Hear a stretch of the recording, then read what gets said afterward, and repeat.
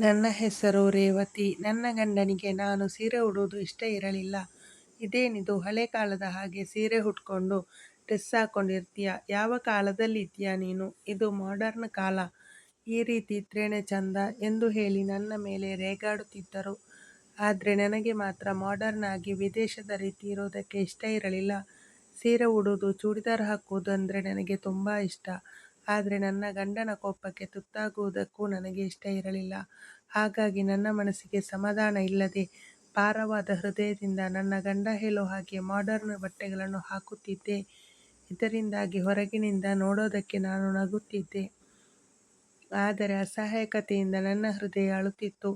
ಎಷ್ಟೋ ಸಲ ಹೆಣ್ಣು ಮಕ್ಕಳು ಹೊರಗಡೆ ಸೀರೆ ಉಟ್ಟು ಹೆಮ್ಮೆಯಿಂದ ಹೋಗುವುದನ್ನು ಬಾಗಿಲ ಬಳಿ ನಿಂತು ನೋಡುವಾಗಲೆಲ್ಲ ನನಗೆ ಆ ಕ್ಷಣಕ್ಕೆ ನಿಟ್ಟುಸಿರಿನಿಂದ ನನ್ನ ಒಳ ಮನಸ್ಸಿನಲ್ಲಿರುವ ದುಃಖ ಹೊರಗೆ ಬರುತ್ತಿತ್ತು. ಕೆಲವೊಮ್ಮೆ ನನ್ನ ಗಂಡ ಮದುವೆ ಸಮಾರಂಭ ಹಾಗೂ ಕೆಲವೊಮ್ಮೆ ವಾಕಿಂಗ್ ಅಂತ ಹೇಳಿ ಹೊರಗಡೆ ಕರೆದುಕೊಂಡು ಹೋದಾಗ ಕೂಡ ಅವರು ಬಲವಂತದಿಂದ ಮಾಡರ್ನ್ ಬಟ್ಟೆಗಳನ್ನೇ ಹಾಕಿಸುತ್ತಿದ್ದರು.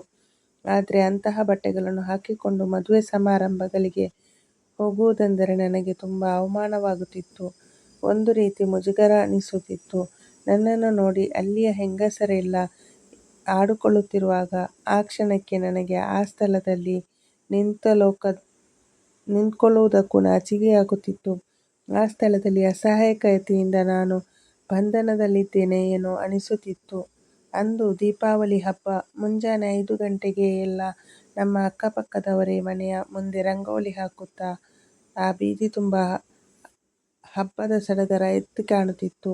ಹೆಣ್ಣು ಮಕ್ಕಳೆಲ್ಲ ಲಂಗ ದಾವಣಿ ಸೀರೆ ಉಟ್ಟು ದೇವಸ್ಥಾನಗಳಿಗೆ ಹೋಗುತ್ತಾ ಹಬ್ಬವನ್ನು ಆಚರಿಸುತ್ತಿರುವುದನ್ನು ನಮ್ಮ ಮನೆಯ ಬಾಲ್ಕನಿಯಲ್ಲಿಯೇ ನಿಂತು ಹಬ್ಬದ ಆಚರಣೆಯನ್ನು ನೋಡಿದಾಗ ನೋವಿನಿಂದ ನನ್ನ ಮನಸ್ಸು ಒದ್ದಾಡಿತು. ಆ ಕ್ಷಣವನ್ನು ನೋಡಿದ ನನ್ನ ಮನಸ್ಸು, ಅವರೆಲ್ಲ ಎಷ್ಟು ಚೆನ್ನಾಗಿ ಸ್ವತಂತ್ರವಾಗಿ ಸಂತೋಷದಿಂದ ಹಬ್ಬವನ್ನು ಆಚರಿಸುತ್ತಾ ಸಂತೋಷವಾಗಿದ್ದಾರೆ, ಆದರೆ ನಾನು ಮಾತ್ರ ಪಂಜರದಲ್ಲಿರುವ ಹಕ್ಕಿಯ ಹಾಗೆ ಬಂಧಿಯಾಗಿದ್ದೇನೆ. ಇದನ್ನೆಲ್ಲ ನೋಡಿದ ನನಗೆ ನಿಂತಲ್ಲೇ ಬಾಲ್ಕನಿಯ ಕಿಟಕಿಯನ್ನು ಮುರಿದು ಹೊರಗೆ ಹೋಗಿ ಅವರ ಜೊತೆ ನಾನೂ ಕೂಡ ಅವರಲ್ಲಿ ಒಂದಾಗಿ ಆದರೆ ನನ್ನ ಸಾಂಪ್ರದಾಯಿಕ ಹಬ್ಬನ ಆಚರಿಸಬೇಕು ಅಂತ ಹೇಳಿ ನನ್ನ ಹೃದಯ ಗಂಡನ ಭಯದಿಂದ ನಾನು ದೌರ್ಬಲ್ಯವಾಗಿದ್ದೆ. ಆದರೆ ಹೇಗಾದರೂ ಮಾಡಿ ಇದನ್ನೆಲ್ಲ ಸುಟ್ಟು ಹಾಕಿ ಇದರಿಂದ ಹೊರಗೆ ಬರಬೇಕು ಅನ್ನುವ ಹಠ ನನಗೆ ಕಾಡುವುದಕ್ಕೆ ಶುರುವಾಯಿತು.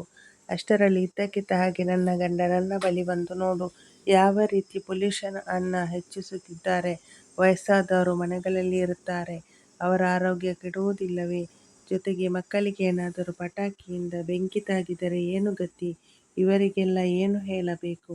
ಗಂಡನ ಮಾತು ಕೇಳಿ ಹೆಂಡತಿ ರೇವತಿ ಹೇಳ್ತಾಳೆ, ಏನ್ರಿ ನೀವು ಕೂಡ ಸಂಪ್ರದಾಯದಲ್ಲಿ ಹುಟ್ಟಿರೋದಲ್ಲವಾ, ಮತ್ತೆ ಯಾಕೆ ಈ ರೀತಿ ಮಾತನಾಡುತ್ತಾ ಇದ್ದೀರಾ? ಅದಕ್ಕೆ ರೇವತಿ ಗಂಡ ಕೋಪದಿಂದ ಹೇಳ್ತಾನೆ, ಹೌದು ನಾನು ಕೂಡ ಈ ಸಂಪ್ರದಾಯದಲ್ಲಿಯೇ ಹುಟ್ಟಿರೋದು, ಹಾಗಂತ ಹೇಳಿ ಈ ರೀತಿ ಆಗೋದಕ್ಕೆ ಆಗುತ್ತಾ? ಸಂಪ್ರದಾಯ ಅಂತ ಬಂದರೆ ಅದನ್ನು ಹೀಗೆ ಆಚರಿಸಬೇಕು ಅನ್ನುವುದು ನನ್ನ ಭಾವನೆ ಅಲ್ಲ. ನೀನು ಹೇಳುವ ಹಾಗೆ ಹಬ್ಬಕ್ಕೆ ಇಂತಹ ಬಟ್ಟೆನೇ ಹಾಕಬೇಕು, ಹೀಗೆ ಇರಬೇಕು ಅಂತಂದ್ರೆ ಇದೆಲ್ಲ ಈಗಿನ ಕಾಲದಲ್ಲೂ ಹೇಗೆ ಸಾಧ್ಯ ಹೇಳು? ಹಾಗಂತ ಹೇಳಿ ಅದು ತಪ್ಪು ಅಂತ ನಾನು ಹೇಳುತ್ತಾ ಇಲ್ಲ. ನಮಗೆ ಇಷ್ಟವಾದ ಬಟ್ಟೆ ಹಾಕಿಕೊಂಡು ಇರುವುದಕ್ಕೆ ನಮಗೂ ಸ್ವಾತಂತ್ರ್ಯ ಇದೆ. ಕಾಲ ತುಂಬಾ ಮುಂದುವರೆದಿದೆ. ಎಷ್ಟೋ ವಿಧದ ಬಟ್ಟೆಗಳು ಅಲ್ಲ, ಬಂದಿದೆ. ಇದನ್ನೆಲ್ಲ ಕಾಲಕ್ಕೆ ನೀವು ತಕ್ಕ ಎಷ್ಟು ಹಾಗೆ ದ್ವೇಷ ಬಟ್ಟೆಗಳನ್ನು ಮಾಡುತ್ತಾ ಇದ್ದೀರಾ? ಹಾಕಬೇಕು. ನೀವು ಗಂಡ ದುಡಿತಾ ಇರೋ ಹೇಳಿದ ದುಡಿಮೆಯಲ್ಲಿ ಮಾತನ್ನು ನಿಮಗೆ ಸಂಬಳ ರೇವತಿ ಕೊಡ್ತಾ ಇರೋದು ಹೇಳುತ್ತಾಳೆ, ಯಾರು ಅನ್ನೋದನ್ನ ಮರಿಬೇಡಿ ಎಂದಾಗ ರೇವತಿ ಗಂಡ ಕೋಪದಿಂದ ಅವಳ ಮುಖವನ್ನು ನೋಡುತ್ತಾ, ನೋಡು ಅದು ಯಾರು ಕೊಡ್ತಾರೆ ಅನ್ನೋದಂತೂ ನನಗೆ ಗೊತ್ತಿಲ್ಲ, ಅದು ನನಗೆ ಬೇಕಾಗೂ ಇಲ್ಲ. ನಾನು ದುಡಿತಾ ಇದ್ದೀನಿ, ಅದಕ್ಕೆ ತಕ್ಕ ಹಾಗೆ ನನಗೆ ದುಡ್ಡು ಸಿಗುತ್ತಿದೆ. ನೋಡು, ನಾನು ಮಾಡ್ತಾ ಇರೋ ಕೆಲಸಕ್ಕೆ ದುಡ್ಡು ಕೊಡ್ತಾ ಇರೋರು ನನ್ನ ಯಜಮಾನ, ಹಾಗಂತ ಹೇಳಿ ಅವರು ಹೇಳಿದ ಹಾಗೆ ಎಲ್ಲ ಕುಣಿಯೋದಕ್ಕೆ ಆಗುತ್ತಾ? ಅಷ್ಟರಲ್ಲಿ ಇದ್ದಕ್ಕಿದ್ದ ಹಾಗೆ ಹೊರಗಡೆ ಪಟಾಕಿಯ ಸದ್ದು ಹೆಚ್ಚಾಗುತ್ತಾ ಬಂತು.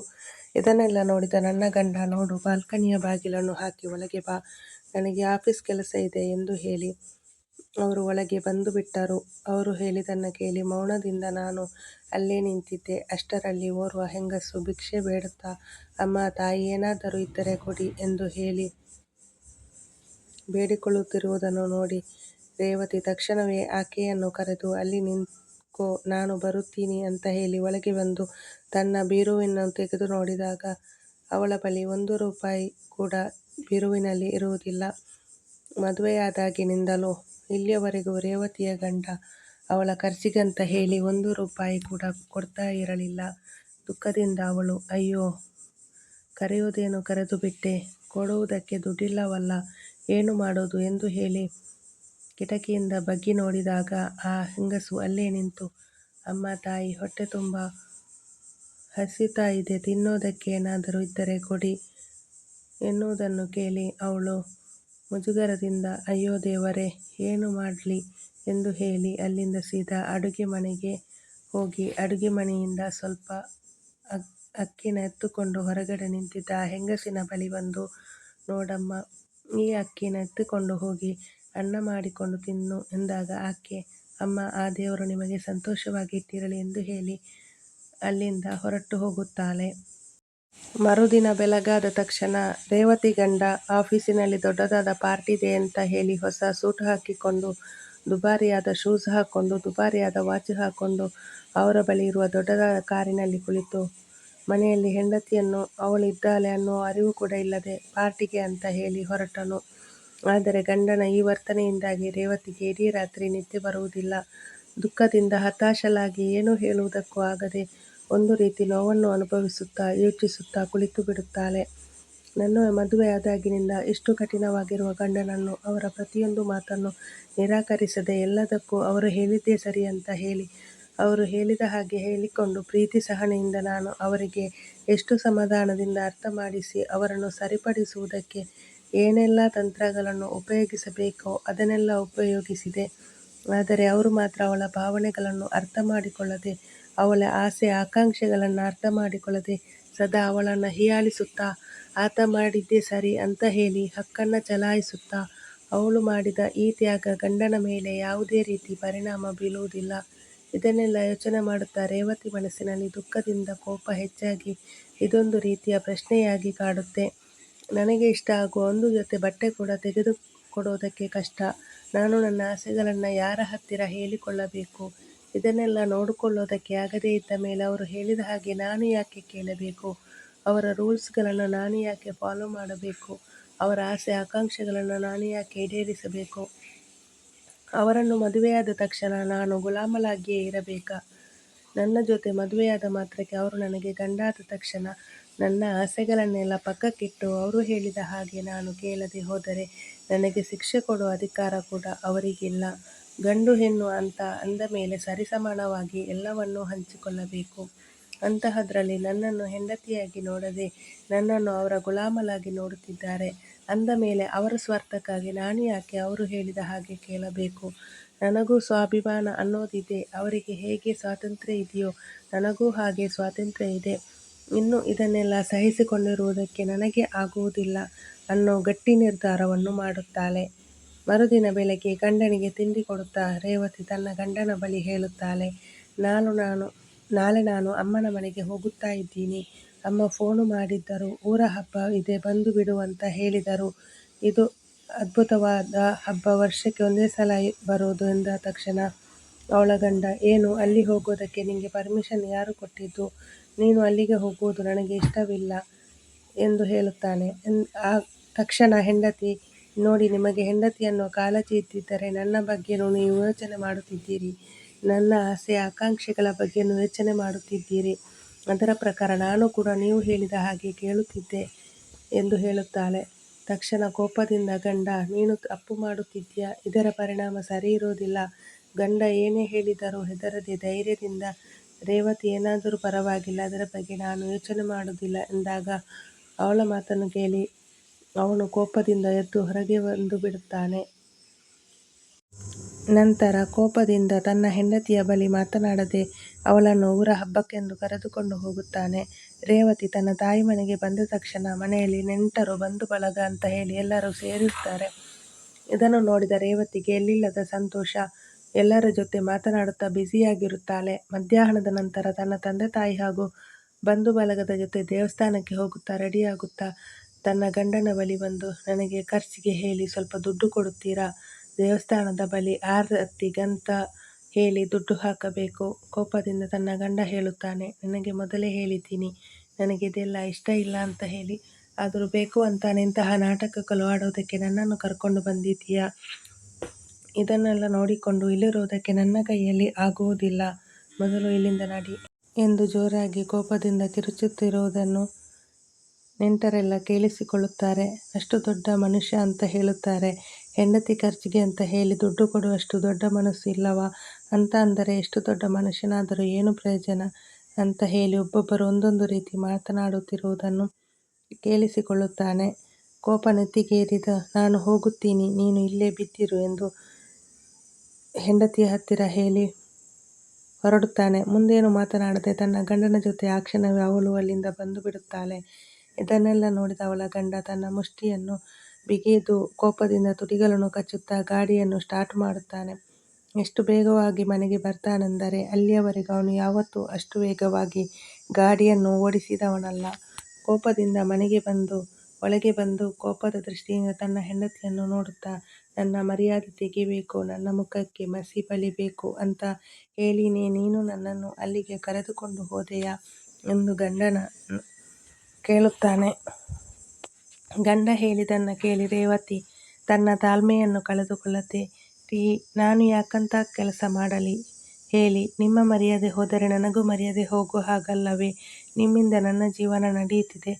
ನಾನು ಯಾವ ದೊಡ್ಡ ತಪ್ಪು ಮಾಡಿದೆ ಅಂತ ಹೇಳಿ ಇಷ್ಟು ಕೋಪ ಮಾಡಿಕೊಂಡಿದ್ದೀರಿ? ನಾನು ದುಡ್ಡು ಕೇಳಿದ್ದು ತಪ್ಪಾ ಎಂದು ಶಾಂತವಾಗಿ ಕೇಳುತ್ತಾಳೆ. ಅದಕ್ಕೆ ಗಂಡ, ಯಾಕಂದರೆ ನಾನು ಕಷ್ಟಪಟ್ಟು ದುಡಿತಾ ಇರೋದು ನಿನ್ನ ಈ ಬೇಡದೇ ಇರೋ ಖರ್ಚುಗಳನ್ನು ನೋಡಿಕೊಳ್ಳುವುದಕ್ಕಲ್ಲ. ರೀ ನೀವು ತಪ್ಪಾಗಿ ಮಾತನಾಡುತ್ತಿದ್ದೀರಾ. ನಾನು ನಿಮ್ಮ ಹೆಂಡತಿಯಾಗಿದ್ದೀನಿ ಅಂದ ಮೇಲೆ ನೀವು ನನ್ನ ಗಂಡನಾಗಿ ನನ್ನ ಎಲ್ಲ ಖರ್ಚುಗಳನ್ನು ನೋಡಿಕೊಳ್ಳುವ ಹಕ್ಕು ನಿಮ್ಮದು. ನೀವು ಸಂಪಾದನೆ ಮಾಡೋ ದುಡ್ಡಿನ ಮೇಲೆ ನಿಮಗೆ ಎಷ್ಟು ಹಕ್ಕಿದೆಯೋ ನನಗೂ ಅಷ್ಟೇ ಹಕ್ಕಿದೆ. ಅದೂ ಅಲ್ಲದೆ ನಮ್ಮಿಬ್ಬರ ವಿಚ್ಛೇದನ ಏನಾದರೂ ಆದ ಮೇಲೂ ಕೂಡ ನನ್ನ ಪ್ರತಿಯೊಂದು ಖರ್ಚನ್ನು ನೀವೇ ನೋಡಿಕೊಳ್ಳಬೇಕು ಎಂದು ಹೇಳಿದಳು. ಕೋಪದಿಂದ ಅವನು, ನಿನ್ನ ಈ ಬುದ್ಧಿವಂತಿಕೆಯನ್ನು ನಿನ್ನ ಹತ್ತಿರವೇ ಇಟ್ಟುಕೋ. ನಾನೇನು ಅನ್ನೋದು ನನಗೆ ಚೆನ್ನಾಗಿ ಗೊತ್ತಿದೆ. ನನಗೆ ಬುದ್ಧಿ ಹೇಳೋದಕ್ಕೆ ಬರಬೇಡ ನೀನು ಎಂದು ಹೇಳಿ ರೂಮಿಗೆ ಹೊರಟು ಹೋಗುತ್ತಾನೆ. ಒಂದು ದಿನ ಬೆಳಗಾದ ತಕ್ಷಣ ರೇವತಿ ಗಂಡನಿಗೆ ಟಿಫಿನ್ ಕಟ್ಟುವಾಗ ಒಂದು ಫೋನ್ ಕಾಲ್ ಬರುತ್ತೆ. ಫೋನನ್ನು ರಿಸೀವ್ ಮಾಡಿದ್ದಾರೆ. ರೇವತಿಗೆ, ಹಲೋ ಮೇಡಮ್, ಕಂಗ್ರ್ಯಾಚುಲೇಷನ್, ನೀವು ಇಂಟರ್ವ್ಯೂಗೋಸ್ಕರ ಸೆಲೆಕ್ಟ್ ಆಗಿದ್ದೀರಾ. ಇದೊಂದು ಗೌರ್ಮೆಂಟ್ ಕೆಲಸ. ಇನ್ನೆರಡು ದಿನದಲ್ಲಿ ನಮ್ಮ ಕಚೇರಿಯಿಂದ ನಿಮಗೆ ಫೋನ್ ಕಾಲ್ ಬರುತ್ತೆ. ಅದಕ್ಕೆ ಬೇಕಾಗಿರುವ ಕೆಲವು ಬಯೋಡಾಟಾಗಳನ್ನು ರೆಡಿ ಮಾಡಿಕೊಳ್ಳಿ ಎಂದು ಹೇಳಿ ಫೋನ್ ಇಟ್ಟರು. ಅವರು ಹೇಳಿದ ಮಾತುಗಳನ್ನು ಕೇಳಿದ ರೇವತಿಗೆ ಸಂತೋಷ ತಡೆಯಲಾಗದೆ ತನ್ನ ಗಂಡನ ಬಳಿ, ರೀ ನಿಮಗೊಂದು ವಿಷಯ ಹೇಳಬೇಕು ಎಂದು ಹೇಳಿದಳು. ನೋಡು, ನಿನ್ನ ಬೇಡದೇ ಇರೋ ವಿಷಯಗಳನ್ನು ಕೇಳುವುದಕ್ಕೆ ನನಗೆ ಟೈಮ್ ಇಲ್ಲ. ಕೆಲಸಕ್ಕೆ ನನಗೆ ಟೈಮ್ ಆಗ್ತಿದೆ. ಈಗಾಗಲೇ ತುಂಬ ಲೇಟ್ ಆಗಿದೆ. ಟಿಫನ್ ಕೊಡು ಎಂದು ಹೇಳಿ ಸೀದಾ ಕೆಲಸಕ್ಕೆ ಹೊರಟು ಹೋಗುತ್ತಾನೆ. ಆದರೆ ಕೆಲಸಕ್ಕೆ ಹೋದ ರೇವತಿ ಗಂಡ ಮನಸ್ಸಿನ ಸ್ಥಿತಿ ಒಂದು ರೀತಿ ಹಾಳಾಗಿತ್ತು. ಪ್ರತಿದಿನದ ಹಾಗೆ ಇವತ್ತು ಕೂಡ ಕೆಲಸಕ್ಕೆ ಹೋದ ರೇವತಿ ಗಂಡ ಅಲ್ಲಿದ್ದ ಕೆಲಸದವರ ಮೇಲೆ ಅವನ ಅಧಿಕಾರವನ್ನು ಚಲಾಯಿಸುತ್ತಾ ಕೋಪದಿಂದ ಮಾತನಾಡುತ್ತಾನೆ. ಕೋಪದಲ್ಲಿ ಅವನು ಏನು ಮಾತನಾಡುತ್ತಾನೆ ಅನ್ನೋದು ಅವನಿಗೆ ಅರ್ಥ ಆಗುವುದಿಲ್ಲ. ಇದೆಲ್ಲ ಆದ ಅರ್ಧ ಗಂಟೆ ಮೇಲೆ ಮ್ಯಾನೇಜರ್ ಕರೆದಾಗ ಆತ ಮ್ಯಾನೇಜರ್ ಕರೆದ ಗಾಬರಿಯಿಂದ ಮ್ಯಾನೇಜರ್ ಬಳಿ ಹೋದಾಗ ಟೇಬಲ್ ಮೇಲಿದ್ದ ಫೈಲುಗಳನ್ನು ಆತನ ಮುಂದೆ ಇಟ್ಟು, ಏನು ಕೆಲಸ ಮಾಡುತ್ತಾ ಇದ್ದೀರಾ ನೀವು ಇಲ್ಲಿ? ನೀವು ಮಾಡಿರೋ ಕೆಲಸಕ್ಕೆ ಇಷ್ಟು ದೊಡ್ಡ ಪ್ರಾಜೆಕ್ಟ್ ನಮ್ಮ ಕೈಯಿಂದ ಜಾರಿ ಹೋಗಿದೆ. ಕೆಲಸಕ್ಕೆ ಬಂದ ಮೇಲೆ ನೆಟ್ಟಗೆ ಕೆಲಸ ಮಾಡಬೇಕು. ಅದನ್ನು ಬಿಟ್ಟು ನಮಗೆ ಲಾಸ್ ಆಗುವಂತಹ ಕೆಲಸಗಳು ಮಾಡೋದಿದ್ದರೆ ಮನೆಯಲ್ಲೇ ಕುಳಿತಿರಬೇಕು. ಕೆಲಸ ಮಾಡೋದಕ್ಕೆ ಬರ್ತಿರೋ ಅಥವಾ ಸುಮ್ಮನೆ ಕುಳಿತುಕೊಂಡು ಸಂಬಳವನ್ನು ತಗೊಂಡು ಹೋಗೋದಕ್ಕೆ ಬರ್ತಿರೋ ಎಂದು ಮ್ಯಾನೇಜರ್ ಕೇಳುತ್ತಾರೆ. ನೋಡಿ ಸಾರ್, ನಾನು ಇಲ್ಲಿ ಸುಮ್ಮನೆ ಕುಳಿತು ಸಂಬಳವನ್ನು ತಗೊಳ್ಳುತ್ತಿಲ್ಲ. ನೀವು ಕೊಡ್ತಾ ಇರೋ ಸಂಬಳಕ್ಕೆ ತಕ್ಕ ಹಾಗೆ ಕೆಲಸ ಮಾಡುತ್ತಿದ್ದೇನೆ. ನೀವು ಏನು ಕೆಲಸ ಮಾಡ್ತಾ ಇದ್ದೀರಾ ಅನ್ನೋದು ಚೆನ್ನಾಗಿ ಕಾಣಿಸುತ್ತಿದೆ. ದಿನ ಒಂದಲ್ಲ ಒಂದು ಗಲಾಟೆಗಳನ್ನು ಮಾಡುತ್ತಾನೆ ಇರ್ತೀರಾ. ಇನ್ನು ಕೆಲಸದ ಮೇಲೆ ಇಂಟ್ರೆಸ್ಟ್ ಎಲ್ಲಿರುತ್ತೆ ಎಂದು ಮ್ಯಾನೇಜರ್ ಕೋಪದಿಂದ ಹೇಳುತ್ತಾರೆ. ನಿಮಗೆ ಹಾಗೆ ಮಾಡಬೇಕೆಂದಿದ್ದರೆ ಇನ್ನು ಮೇಲೆ ಕೆಲಸಕ್ಕೆ ಬರಬೇಡಿ ಎಂದು ಹೇಳಿ ಮ್ಯಾನೇಜರ್ ಮುಖ ತಿರುಗಿಸಿದರು. ರೇವತಿ ಗಂಡ ಮ್ಯಾನೇಜರ್ ಕಡೆ ನೋಡುತ್ತಾ, ಸಾರ್, ನೀವು ನನಗೆ ಅವಮಾನ ಮಾಡುತ್ತಾ ಇದ್ದೀರಾ. ನೋಡಿ, ಇಂತಹ ಮಾತುಗಳನ್ನು ಕೇಳುವ ಅಭ್ಯಾಸ ನನಗಿಲ್ಲ ಎಂದು ಜೋರಾಗಿ ಹೇಳಿದ. ಹೌದಾ, ಇಷ್ಟು ವರ್ಷಗಳಿಂದ ಈ ಪ್ರಾಜೆಕ್ಟ್ಗೋಸ್ಕರ ನಾವೆಲ್ಲ ಎಷ್ಟು ಕಷ್ಟಪಟ್ಟಿದ್ದೀವಿ. ಅನ್ನೋದು ನಿಮಗೂ ಚೆನ್ನಾಗಿ ಗೊತ್ತು. ಅದರಲ್ಲಿ ನಿಮ್ಮೊಬ್ಬರ ಬೇಜವಾಬ್ದಾರಿಯಿಂದ ಈ ಪ್ರಾಜೆಕ್ಟ್ ನಮ್ಮ ಕೈಯಿಂದ ತಪ್ಪಿ ಹೋಗಿದೆ. ಎಷ್ಟೊಂದು ಲಾಸ್ ಆಗಿದೆ ಎನ್ನುವುದು ನಿಮಗೆ ಗೊತ್ತಾ? ಆದರೆ ರೇವತಿ ಗಂಡನಿಗೆ ಆತ ಮಾಡಿದ ತಪ್ಪಿಗಿಂತ ಬೇರೊಬ್ಬರಿಂದ ಇಷ್ಟೊಂದು ಕೇಳಬೇಕೋ ಅನ್ನೋ ಅಹಂಕಾರ ತುಂಬ ಇತ್ತು. ಇಲ್ಲಿಯವರೆಗೂ ಎಲ್ಲರ ಮುಂದೆ ಅವನೊಬ್ಬ ಬಲಿಷ್ಠ ವ್ಯಕ್ತಿಯಾಗಿಯೇ ಇದ್ದ. ಆದರೆ ಅವನು ಏನೇ ತಪ್ಪು ಮಾಡಿದರೂ ಎಲ್ಲರೂ ಅವನನ್ನು ಹೊಗಳಬೇಕಾಗಿತ್ತು. ಆದರೆ ಅವನಿಗೆ ಇವತ್ತಾದ ಅವಮಾನ ಸಹಿಸುವುದಕ್ಕೆ ಆಗುವುದಿಲ್ಲ. ಕೋಪದಿಂದ ಅವನ ಕೈಯಲ್ಲಿದ್ದ ಫೈಲುಗಳನ್ನು ಟೇಬಲ್ ಮೇಲೆಸೆದು, ನಿಮ್ಮ ಕೆಲಸವನ್ನು ನೀವೇ ಇಟ್ಟುಕೊಳ್ಳಿ ಎಂದು ಹೇಳಿ ಅಲ್ಲಿಂದ ಹೊರಟು ಬಂದುಬಿಡುತ್ತಾನೆ. ಇಷ್ಟು ಒಳ್ಳೆ ಕೆಲಸ, ಕೈತುಂಬ ಸಂಬಳ ಬರ್ತಿತ್ತು. ತನ್ನ ಅಹಂಕಾರ ಹಾಗೂ ಕೋಪದಿಂದ ಅದನ್ನು ಕಳೆದುಕೊಂಡು ಅಲ್ಲಿಂದ ಸೀದಾ ಮನೆಗೆ ಬರುತ್ತಾನೆ. ಮನೆಗೆ ಬಂದು ಅವನ ಮುಖ ಕೋಪದಿಂದ ಕೆಂಪಾಗಿತ್ತು. ಗಂಡನನ್ನು ನೋಡಿದ ಹೆಂಡತಿ, ಏನಿವತ್ತು ಬೇಗ ಬಂದು ಬಿಟ್ಟಿದ್ದೀರಾ? ಅವಳ ಪ್ರಶ್ನೆಗೆ ಕೋಪದ ಕಣ್ಣುಗಳಿಂದ ನೋಡುತ್ತಾ, ನೀನು ಬಯಸಿದ ಹಾಗೆಯೇ ಆಯಿತು. ಈಗ ತೃಪ್ತಿಯಿಂದ ಇರು. ಯಾವಾಗ ನೋಡಿದರೂ ನನಗೋಸ್ಕರ ನಿಮ್ಮತ್ರ ಟೈಮು ಇರುವುದಿಲ್ಲ ಅಂತ ಹೇಳಿ ಜಗಳ ಆಡುತ್ತಿದ್ದೆ. ಈಗ ನೆಮ್ಮದಿನಾ ನಿನಗೆ? ನೋಡಿ, ಹೀಗೆಲ್ಲ ಮಾತನಾಡಬೇಡಿ. ಏನಾಯಿತು ಅಂತ ಹೇಳಿ ಎಂದು ಅವಳು ಕೇಳಿದಳು. ಏನು ಆಯ್ತಾ? ನನ್ನ ಹತ್ರನೇ ಆ ಮ್ಯಾನೇಜರ್ ಉಲ್ಟಾಸೀದಾ ಮಾತನಾಡುತ್ತಾನೆ. ನನ್ನಿಂದಾಗಿ ಕಂಪನಿಗೆ ದೊಡ್ಡ ಲಾಸು ಆಗಿದೆಯಂತೆ. ಅದಕ್ಕೆ ಇಷ್ಟೆಲ್ಲ ಕೇಳಿದ್ಮೇಲೆ ಅವನತ್ರ ಯಾರು ಕೆಲಸ ಮಾಡುತ್ತಾರೆ? ಚೆನ್ನಾಗಿ ಉಗಿದು ಕೆಲಸಕ್ಕೆ ರಾಜೀನಾಮೆ ಕೊಟ್ಟು ಬಂದಿದ್ದೇನೆ. ಅಯ್ಯೋ ದೇವರೇ, ಇಷ್ಟಕ್ಕೆ ರಾಜೀನಾಮೆ ಕೊಡುವ ಅವಶ್ಯಕತೆ ಏನಿತ್ತು? ನಿಮ್ಮ ತಪ್ಪು ಇದ್ದಿದ್ದಕ್ಕೆ ಅವರು ಹೇಳಿದ್ದು ಎಂದು ಹೇಳುತ್ತಾಳೆ. ಹೌದು, ನನಗೆ ಪ್ರತಿ ಸಲ ನಂದೇ ತಪ್ಪು ಕಾಣಿಸುವುದು ಎಂದು ಅವನು ಮರು ಹೇಳುತ್ತಾನೆ. ಹೌದು ರೀ, ಪ್ರತಿ ಸಲ ನೀವೇ ತಪ್ಪು ಮಾಡೋದು. ಪ್ರತಿಯೊಂದು ವಿಷಯದಲ್ಲಿಯೂ ನೀವು ಹೇಳಿದ ಹಾಗೆ ನಡಿಬೇಕು ಅಂತ ಅಂದರೆ ಆಗುತ್ತಾ? ಅದೆಷ್ಟೊಂದು ರೂಲ್ಸು ಅಂತ ಮಾಡುತ್ತೀರಾ ನೀವು. ನಾನೇನು ನಿಮ್ಮ ಹೆಂಡತಿ? ನನ್ನ ಮೇಲೆ ಹಕ್ಕನ್ನು ಚಲಾಯಿಸುತ್ತೀರಾ? ನಾನು ಒಪ್ಪಿಕೊಳ್ಳುತ್ತೇನೆ. ಅದನ್ನು ಎಲ್ಲರ ಮೇಲೂ ನಡೆಸಿದರೆ ನಡೆಯುತ್ತದಾ? ಪ್ರತಿಯೊಂದು ವಿಷಯದಲ್ಲೂ ನಾನು ಹೇಳಿದ ಹಾಗೆ ನಡಿಬೇಕು ಅಂತ ಹೇಳಿ ನನ್ನ ಮೇಲೆ ದಬ್ಬಾಳಿಕೆ ಮಾಡಿದ ಹಾಗೆ ಎಲ್ಲರ ಮೇಲೂ ದಬ್ಬಾಳಿಕೆ ಮಾಡಿದರೆ ಯಾರು ತಾನೇ ಸುಮ್ಮನೆ ಇರುತ್ತಾರೆ? ದುಡ್ಡಿಂದ ಎಲ್ಲವನ್ನೂ ಕೊಂಡುಕೊಳ್ಳಬಹುದು ಅಂದುಕೊಂಡಿದ್ದೀರಿ ನೀವು. ನಾನೇ ದೊಡ್ಡವನು, ನಾನು ಹೇಳಿದ ಹಾಗೆ ಎಲ್ಲರೂ ಇರಬೇಕು ಅನ್ನೋ ಅಹಂಕಾರ ಮನುಷ್ಯನಿಗೆ ತಿಂದು ಹಾಕುತ್ತೆ. ನೀವು ಮಾಡಿದ್ದು ಅದನ್ನೇ. ಏನು ಹೇಳುತ್ತಾ ಇದ್ದೀಯಾ ನೀನು? ಯಾರತ್ರ ಏನು ಮಾತನಾಡುತ್ತಾ ಇದ್ದೀಯಾ ಅನ್ನೋ ಜ್ಞಾನ ಇದೆಯಾ ನಿನಗೆ ಎಂದು ಅವನು ಕೇಳುತ್ತಾನೆ. ಹೌದು ರೀ, ಇಷ್ಟೆಲ್ಲ ದುಡಿದ್ರೂ ಹೆಂಡತಿಗೆ ಅಂತ ಹೇಳಿ 1 ರೂಪಾಯಿ ಖರ್ಚು ಮಾಡುತ್ತಿರಲಿಲ್ಲ. ಒಂದೊಂದು ರೂಪಾಯಿಗೂ ಹೇಗೆ ಬೇಡ್ಕೊಳ್ಳಬೇಕಾಗಿತ್ತು. ಇದು ನನ್ನ ದುಡಿಮೆ, ಅದರ ಮೇಲೆ ನನ್ನೊಬ್ಬನಿಗೆ ಹಕ್ಕಿರೋದು ಅಂತ ಹೇಳಿ ಎಷ್ಟೊಂದು ಹೀಯಾಳಿಸುತ್ತಿದ್ದೀರಿ ನೀವು ನನ್ನನ್ನು. ನಾನು ಅನ್ನೋ ಅಹಂಕಾರದಿಂದ ಎಲ್ಲವನ್ನೂ ಕಳೆದುಕೊಳ್ಳುತ್ತಿದ್ದೀರಿ. ನೋಡಿ, ನನಗೆ ಗವರ್ಮೆಂಟ್ ಕೆಲಸ ಸಿಕ್ಕಿದೆ. ಮೊನ್ನೆ ಅಮ್ಮನ ಮನೆಗೆ ಹೋದಾಗ ನಾನು ಕೆಲಸಕ್ಕೆ ಅಪ್ಲೈ ಮಾಡಿ ಬಂದಿದ್ದೆ. ಈಗ ನನಗೆ ಇಂಟರ್ವ್ಯೂಗೆ ಕರೆದಿದ್ದಾರೆ. ನಾನು ಕೆಲಸಕ್ಕೆ ಹೋಗುತ್ತಿದ್ದೇನೆ ಎಂದು ಅವಳು ಹೇಳಿದಳು. ಏನು ಹೇಳುತ್ತಾ ಇದ್ದೀಯಾ? ಹೊರಗಡೆ ಹೋಗುವಷ್ಟು ಧೈರ್ಯ ಬಂದು ಬಿಡ್ತಾ ನಿನಗೆ? ಧೈರ್ಯ ಇರಲಿಲ್ಲ, ಈಗ ಧೈರ್ಯ ಬಂದಿದೆ. ಗಂಡ ಅಂತ ಹೇಳಿ ನಿಮ್ಮನ್ನು ಮದುವೆಯಾದಾಗಿನಿಂದ ನೀವು ಹೇಳಿದ ಹಾಗೆ ಕೇಳಿಕೊಂಡು ಬಂದೆ. ಆದರೆ ನಿಮಗೆ ಮಾತ್ರ ನನ್ನ ಆಕಾಂಕ್ಷೆಗಳಾಗಲಿ ಅಥವಾ ನನ್ನ ಭಾವನೆಗಳಿಗಾಗಿ ಯಾವುದೇ ಅರ್ಥ ಆಗ್ತಿರಲಿಲ್ಲ. ಹೆಂಡತಿ ಅಂದರೆ ಒಬ್ಬ ಮನೆಕೆಲಸದವಳಾಗಿರಬೇಕು ಅನ್ನೋದು ನಿಮ್ಮ ಅರ್ಥ. ನೋಡಿ, ನಿಮ್ಮ ಹಾಗೆ ನಾನು ಕೂಡ ಒಬ್ಬ ಮನುಷ್ಯಳೇ. ನಿಮಗೆ ಹೇಗೆ ಮನಸ್ಸಿದೆಯೋ ನನಗೂ ಹಾಗೆ ಮನಸ್ಸಿದೆ. ನಿಮಗೆ ಎಷ್ಟು ಸ್ವಾತಂತ್ರ್ಯ ಇದೆಯೋ ನನಗೂ ಅಷ್ಟೇ ಸ್ವಾತಂತ್ರ್ಯವಿದೆ. ನನ್ನ ಸ್ವಾತಂತ್ರ್ಯವನ್ನು ಕಿತ್ತುಕೊಳ್ಳೋ ಹಕ್ಕು ನಿಮಗಿಲ್ಲ. ಒಂದೊಂದು ರೂಪಾಯಿಗೂ ನಿಮ್ಮ ಹತ್ರ ಕೈ ಚಾಚುವುದಕ್ಕೆ ನನ್ನ ಕೈಯಲ್ಲಿ ಆಗುವುದಿಲ್ಲ. ಹಾಗೆ ನನ್ನ ಓದನ್ನು ಈ ರೀತಿ ವ್ಯರ್ಥ ಆಗೋದಕ್ಕೆ ನಾನು ಬಿಡುವುದೂ ಇಲ್ಲ. ಇಷ್ಟು ದಿನದಿಂದ ನಾನು ಕೂಡ ಎಲ್ಲವನ್ನು ಸಹಿಸಿಕೊಂಡು ಬರುತ್ತಿದ್ದೆ. ಆದರೆ ನೀವು ಮಾತ್ರ ನನ್ನನ್ನು ನಿಮ್ಮ ಇಷ್ಟದ ಪ್ರಕಾರ ನನ್ನನ್ನು ನಡೆಸಿಕೊಳ್ಳುತ್ತಾ ಮನೆಯಲ್ಲಿ ನನ್ನನ್ನು ಕಟ್ಟಿಹಾಕಿ ಒಂದು ದಿನಾಲೂ ನೀವು ಅರ್ಥ ಮಾಡಿಕೊಳ್ಳುವುದಕ್ಕೆ ಪ್ರಯತ್ನ ಪಡಲೇ ಇಲ್ಲ. ನೀವು ಹೇಳಿದ್ದೇ ಸರಿ ಅನ್ನೋ ಈ ದುರಹಂಕಾರದಿಂದ ಎಲ್ಲವನ್ನೂ ಕಳೆದುಕೊಂಡಿದ್ದೀರಾ. ಹಾಗೆ ನನ್ನನ್ನು ಕೂಡ ಕಳೆದುಕೊಳ್ಳುವ ಪರಿಸ್ಥಿತಿನ ತಂದುಕೊಳ್ಳಬೇಡಿ. ಇದರ ಮುಂದೆ ನೀವು ಏನು ಮಾಡಬೇಕು ಅದನ್ನು ಮಾಡಿ. ನನ್ನ ನಿರ್ಧಾರವನ್ನು ನಾನು ತಿಳಿಸಿದ್ದೇನೆ ಎಂದು ಹೇಳಿ ರೇವತಿ ಅಲ್ಲಿಂದ ಹೊರಟು ಹೋಗುತ್ತಾಳೆ. ಅವಳ ಮಾತುಗಳನ್ನು ಕೇಳಿದ ಅವಳ ಗಂಡ ಸ್ವಲ್ಪ ಹೊತ್ತು ತಲೆ ಮೇಲೆ ಕೈಯಿಟ್ಟು ಯೋಚನೆ ಮಾಡುತ್ತಾ ಕುಳಿತು ಬಿಡುತ್ತಾನೆ. ಅವಳ ಮಾತಿನಲ್ಲಿ ಎಲ್ಲೋ ಒಂದು ಕಡೆ ಅರ್ಥವಿದೆ ಅನಿಸಿತು. ನನ್ನ ದುರಹಂಕಾರದಿಂದ ನಾನು ಎಲ್ಲವನ್ನೂ ಕಳೆದುಕೊಳ್ಳುತ್ತಿದ್ದೇನೆ ಅನಿಸುತ್ತಿದೆ.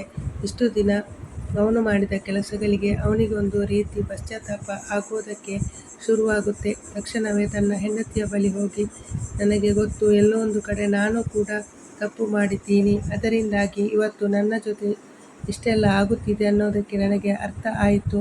ನೀನು ಹೇಳಿದ ಹಾಗೆ ನಿನಗೂ ಕೂಡ ಸ್ವತಂತ್ರವಾಗಿ ಬದುಕುವ ಹಕ್ಕಿದೆ.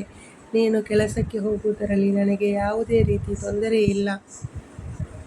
ಆದರೆ ನಾನು ಮಾಡಿದ ಚಿಕ್ಕ ತಪ್ಪಿನಿಂದ ನನ್ನ ಕೆಲಸನೇ ಹೊರಟು ಹೋಯಿತು. ನನಗೆ ಈಗ ಅರ್ಥ ಆಗ್ತಿದೆ ನಾನು ಎಷ್ಟು ದೊಡ್ಡ ತಪ್ಪು ಮಾಡಿದ್ದೇನೆ ಅಂತ ಹೇಳಿ ಎಂದಾಗ ಹೆಂಡತಿ, ಪ್ರಿಯು, ನೀವು ತಪ್ಪು ಮಾಡಿದ್ದೀರಾ ಅನ್ನೋದು ನಿಮಗೆ ಅರ್ಥ ಆಗಿದೆ ಅಂತ ಅಂದ ಮೇಲೆ ಇದಕ್ಕಿಂತ ದೊಡ್ಡ ಪಶ್ಚಾತ್ತಾಪ ಯಾವುದೂ ಇಲ್ಲ. ಆಗೋದೆಲ್ಲ ಒಳ್ಳೆಯದಕ್ಕೆ.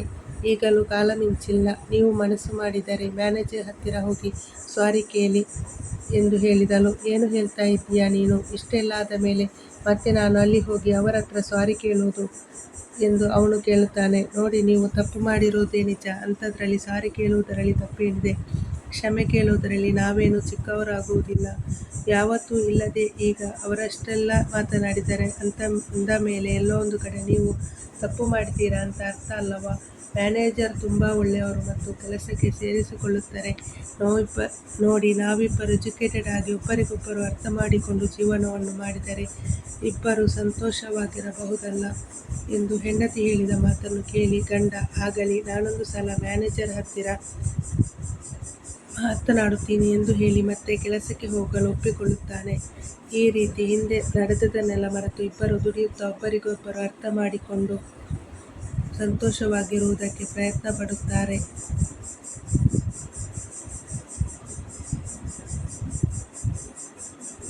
ವೀಕ್ಷಕರೇ, ನಮ್ಮ ಇವತ್ತಿನ ಈ ಕಥೆ ನಿಮಗೆ ಇಷ್ಟವಾಗಿದ್ದರೆ ಈ ವಿಡಿಯೋವನ್ನು ಲೈಕ್ ಮಾಡಿ, ಶೇರ್ ಮಾಡಿ ಹಾಗೂ ನಮ್ಮ ಚಾನಲನ್ನು ಸಬ್ಸ್ಕ್ರೈಬ್ ಮಾಡಿ ನಮಗೆ ಸಪೋರ್ಟ್ ಮಾಡಿ. ಮುಂದೆ ಇನ್ನೊಂದು ಸುಂದರವಾದ ಕಥೆಯೊಂದಿಗೆ ನಿಮ್ಮ ಮುಂದೆ ಬರುತ್ತೇನೆ. ಅಲ್ಲಿವರೆಗೂ ಧನ್ಯವಾದಗಳು.